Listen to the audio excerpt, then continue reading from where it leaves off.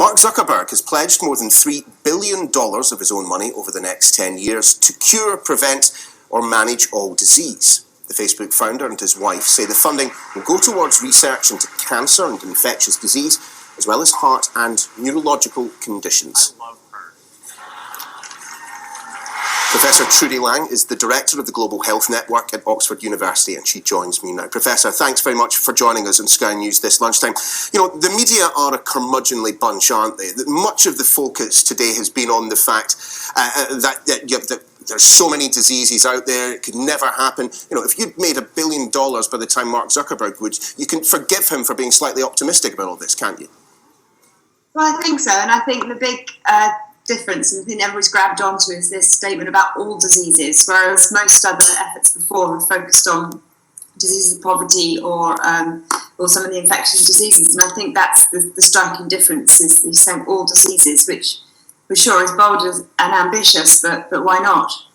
So, if you were advising Mark Zuckerberg, at least in the early days of this scheme, to target his funding, where should the money be going? I mean, frankly, every day we're swamped by a deluge of charities asking us for their money to make sure that they can carry out the research. Where should he be spending his hard-earned dollars?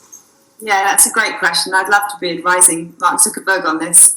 Well, obviously, you said it in your introduction. We've got this major difference between infectious disease and sort of chronic, more diseases of the West, perhaps, things like the neurological diseases of aging, Alzheimer's and diabetes. And then we've got the infectious diseases, which are the biggest burdens of disease globally. And of course, in the field of global health, infection is some of the biggest problems, and things like antimicrobial resistance and the disease outbreaks that we've all been talking about recently.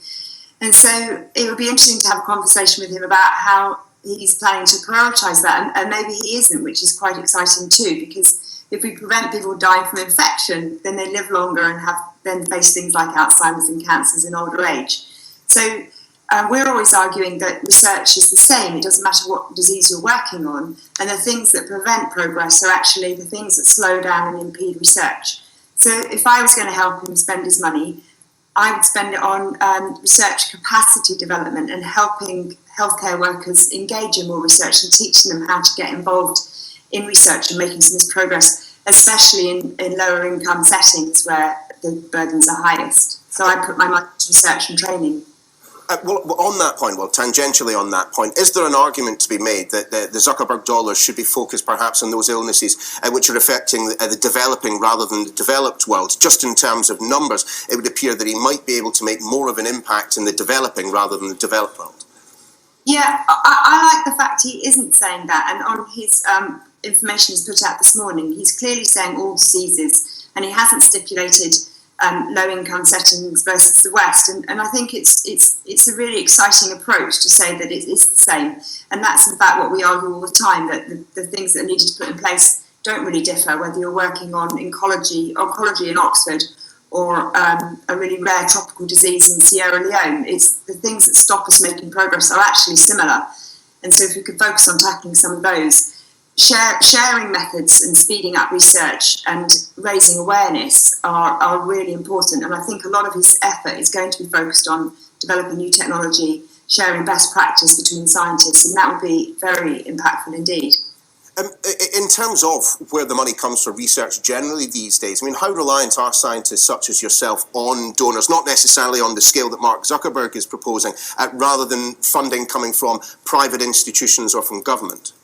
Yeah, well, my work in Oxford is largely funded by the Gates Foundation, and it was interesting that he was there with Zuckerberg when they announced this yesterday, and he describes himself as the impatient optimist and has these same sorts of goals. I think research funding is really hard to get across the board, and for those of us working in these lower resource settings and working in global health, we're mostly reliant on government, charity and philanthropist funding. That said, organisations like Gates and certainly people like the Wellcome Trust and most of the organisations do work very well in partnership with commercial organisations, and we do lots of product development work in partnership with industry in areas where there isn't the commercial return, and they do get involved very well. But it does take people like Bill Gates and the Wellcome Trust and the World Health Organization to encourage these pharmaceutical companies to work in partnerships, which work really well when they happen. Professor Lang, I'm afraid we're going to have to leave it there. Thanks very much for joining us this lunchtime. That's Professor Trudie Lang from Oxford University.